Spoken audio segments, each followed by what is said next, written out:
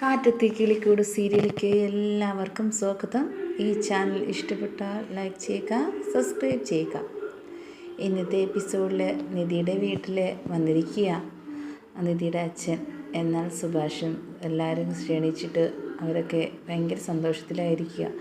അങ്ങനെ അവിടെ നിന്നപ്പോഴത്തേക്കും ഭാസ്കരനെ കാണുകയും ഭാസ്കരൻ്റെ അടുത്ത് സംസാരിക്കുകയും ചെയ്യുന്നുണ്ട്. ഭാസ്കരൻ പറയുന്നുണ്ട്, എന്തായാലും എല്ലാ പിണക്കങ്ങളും മാറി വന്നല്ലോ, എനിക്ക് സന്തോഷമായി.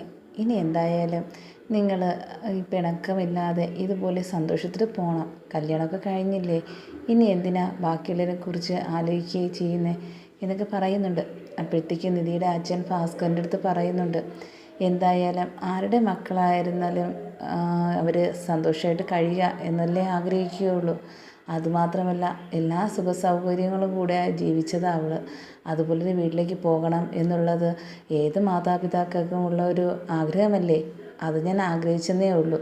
അല്ലാതെ എനിക്ക് അവളുടെ അടുത്ത് എൻ്റെ മകളല്ലാതെ ആവില്ലല്ലോ. അവളുടെ അടുത്ത് ഒരു ദേഷ്യവും ഈ നിമിഷവും ഇല്ല എന്നും പറയുന്നുണ്ട്.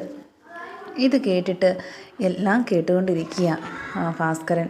എന്നിട്ട് പറയുന്നുണ്ട്, എന്തായാലും മോള് എല്ലാ സാഹചര്യത്തിലും ഇണങ്ങിപ്പോകുന്നതാണ് എല്ലാവരുടെ അടുത്തും വലിയ കാര്യമാണ്. അതുമാത്രമല്ല നിങ്ങളെക്കുറിച്ച് എപ്പോഴും പറയാറുമുണ്ട് എന്നൊക്കെ ഭാസ്കരൻ പറയുന്നുണ്ട്. എന്തായാലും ഒരു കാര്യം ഞാനിപ്പോൾ പറയാം, ഇനി നിങ്ങളെല്ലാവരും കൂടി സന്തോഷത്തോടെ പോകണം എന്നുള്ള ആഗ്രഹമേ എനിക്കുള്ളൂ.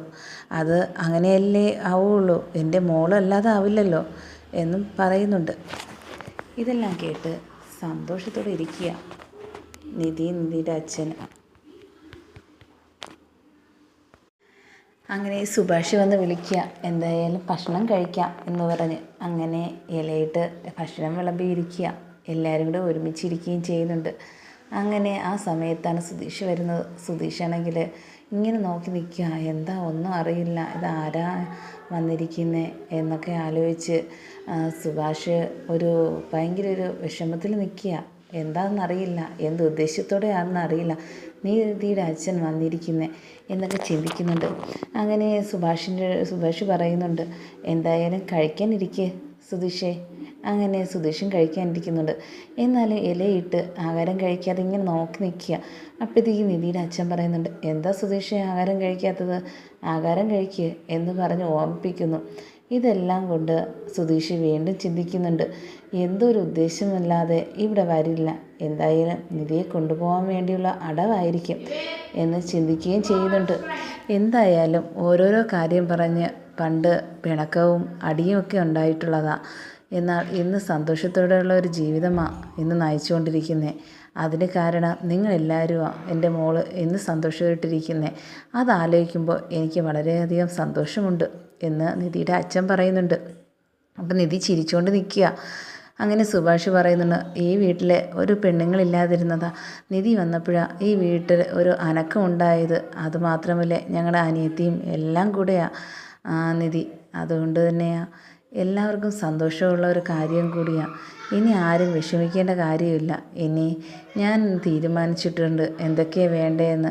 എന്തായാലും നിധി ഇവിടെ ഉള്ളപ്പോൾ എനിക്കിനി കാണാൻ എപ്പോഴായിരുന്നാലും വരാമല്ലോ. അതുമാത്രമല്ല അവർക്ക് അങ്ങോട്ടും വരാമല്ലോ എന്ന് നിധിയുടെ അച്ഛൻ പറയുന്നുണ്ട്. അങ്ങനെ ഭക്ഷണമൊക്കെ കഴിച്ച് പോകാൻ വേണ്ടി ഇറങ്ങുക. അപ്പോൾ സുഭാഷ് പറയുന്നുണ്ട്, എന്തായാലും ഇവിടെ നിൽക്കാൻ ഒരു സൗകര്യവുമില്ല നിധിയുടെ അച്ഛന്, അല്ലായെങ്കിൽ ഇന്നിവിടെ നിൽക്കാമായിരുന്നു, രാത്രി ആയില്ലേ ഇന്ന് പോണ്ടെന്ന് പറയാമായിരുന്നു, പക്ഷെ അതിന് അനുവദിക്കുന്നില്ല എന്നും സുഭാഷ് പറയുന്നുണ്ട്. അത് സാരമില്ല, ഞാൻ ഇനി എന്നാലും വന്ന് നിൽക്കാമല്ലോ, എനിക്ക് പോവേണ്ട കാര്യമുണ്ട്, അതുകൊണ്ട് ഞാൻ പോവുക എന്ന് പറയുന്നുണ്ട്. അങ്ങനെ നിധി പറയുന്നുണ്ട്, എന്തായാലും അച്ഛാ ഞാൻ ചെയ്തത് തെറ്റാ, എനിക്ക് മാപ്പും തരണം എന്നും പറയുന്നു. എന്തായാലും മോളെ അതൊക്കെ ഒരു എടുത്തുചാട്ടത്തിൻ്റെ പേരിൽ നടന്നതല്ലേ, അതൊക്കെ ഞാൻ മറന്നു, നീയും മറക്കണമെല്ലാം. എന്നിട്ട് ഇനി മുതൽ പുതിയൊരു ജീവിതമായിരിക്കണം, ഇനി എല്ലാവരും ഒരുമിച്ചുള്ള പണ്ടത്തെ പോലെ എന്ന് നിധിയുടെ അടുത്ത് പറയുന്നുണ്ട് നിധിയുടെ അച്ഛൻ. അങ്ങനെ സുഭാഷിൻ്റെ അടുത്ത് എല്ലായിടത്തും യാത്ര പറയുന്നുണ്ട്. അങ്ങനെ നിധി പറയുന്നു, എന്തായാലും അച്ഛൻ ഇനി ഒരു കാര്യം ചെയ്യണം, എല്ലാവരുടെ അടുത്തും സന്തോഷമേ ഉള്ളൂ എന്നല്ലേ പറഞ്ഞത്, എങ്കിൽ ഇനിയും ഇവിടെ വരണം ഞങ്ങൾക്ക്, എന്നാലേ ഏറ്റവും കൂടുതൽ സന്തോഷമായിരിക്കുള്ളൂ. അതിനെന്താ, ഇനി നിങ്ങൾക്ക് അങ്ങോട്ട് വരാമല്ലോ, ഞാൻ വരേണ്ട കാര്യമില്ലല്ലോ നിങ്ങളിനി അങ്ങോട്ട് വരണം എന്നും പറഞ്ഞ് വിളിക്കുന്നുണ്ട്. ഇത് കേട്ടത് സന്തോഷം കൊണ്ട് തുള്ളിച്ചാടി എന്നിരിക്കുക നിധി.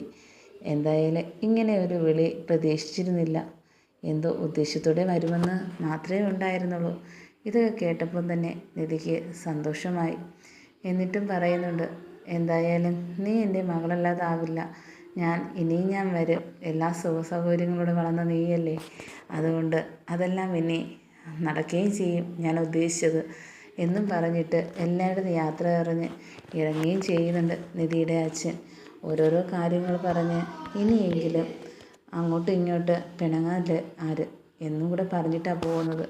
സുഭാഷിനും വീട്ടുകാർക്കും ഭാസ്കരനും എല്ലാവർക്കും വളരെ സന്തോഷമായിരിക്കും നിധിയുടെ അച്ഛൻ അവിടെ വന്നതിൽ.